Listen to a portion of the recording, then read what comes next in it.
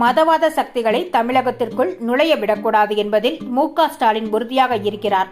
செல்வ பெருந்தகை சட்டமன்ற உறுப்பினர் தமிழ்நாடு காங்கிரஸ் கட்சியின் தலைவர் பேட்டி.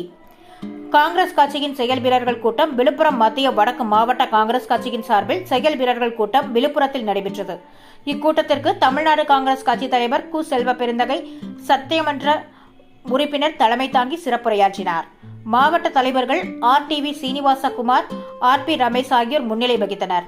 இக்கூட்டத்தில் எம்பிக்கள் மாணிக்கம் தாகூர், விஷ்ணு பிரசாத், MLA-க்கள் ராஜேஷ்குமார், ரூபி மனோகரன், மாநில துணைத் தலைவர் குலாம் மெய்தீன் உள்பட பலர் கலந்து கொண்டனர். முன்னதாக செல்வ பெருந்தகை MLA நிருபர்களுக்கு பேட்டியளித்தார்.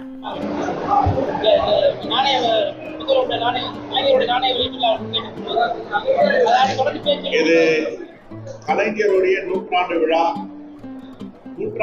நிறைவில் 10-15 மாதங்களுக்கு முன்பே அவருக்கு நாணயம் வெளியிட வேண்டும் என்று கோரிக்கை வைத்து தாமதமாக 2 நாட்களுக்கு முன்பு 100 ரூபாய் நாணயத்தை நூற்றாண்டு விழாவில் வெளியிட்டிருக்கிறார்கள். ஒன்றிய அரசு வெளியிட்டிருக்கிறது, மாநில அரசு பெற்றுக் கொண்டிருக்கிறது. அதை அப்படிதான் நாங்கள் பார்க்கிறோம். அரசு விழாவாக இது நடத்தப்பட்டிருக்கிறது.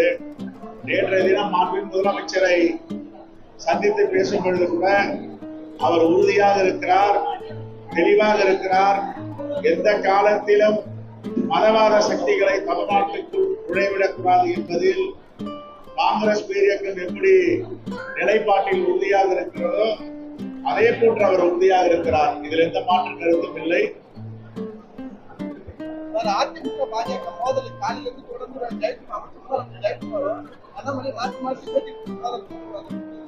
என்ன பேட்டி கொடுக்குறாங்க? அதிமுகவால் தான் பாஜக ஜெயிச்சுன்னு சொல்லிட்டு பாஜக ஜெயக்குமார் சொல்றாரு. பாஜகவால் தான் அதிமுகவே எதிர்கட்சி அண்ணன் அண்ணாமலை.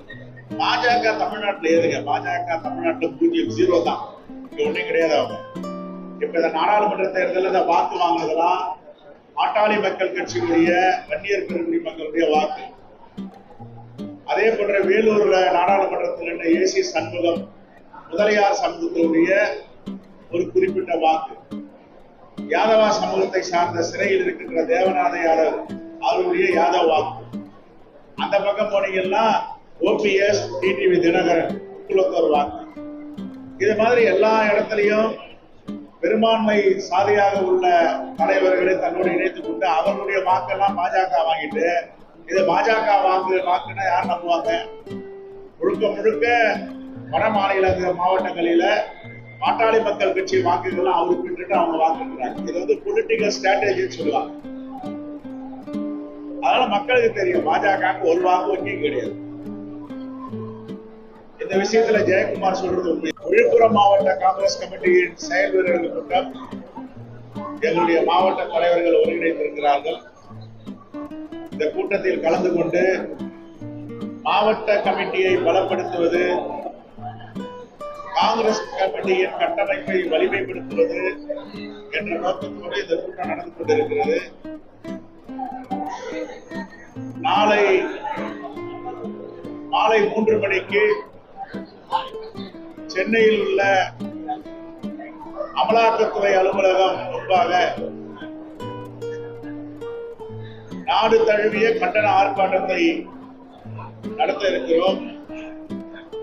இதில் காங்கிரஸ் பேரியக்கத்தின் நாடாளுமன்ற உறுப்பினர்கள், சட்டமன்ற உறுப்பினர்கள், மாவட்ட தலைவர்கள் கலந்து கொள்ள இருக்கிறார்கள். தொடர்ந்து அமலாக்கத்துறை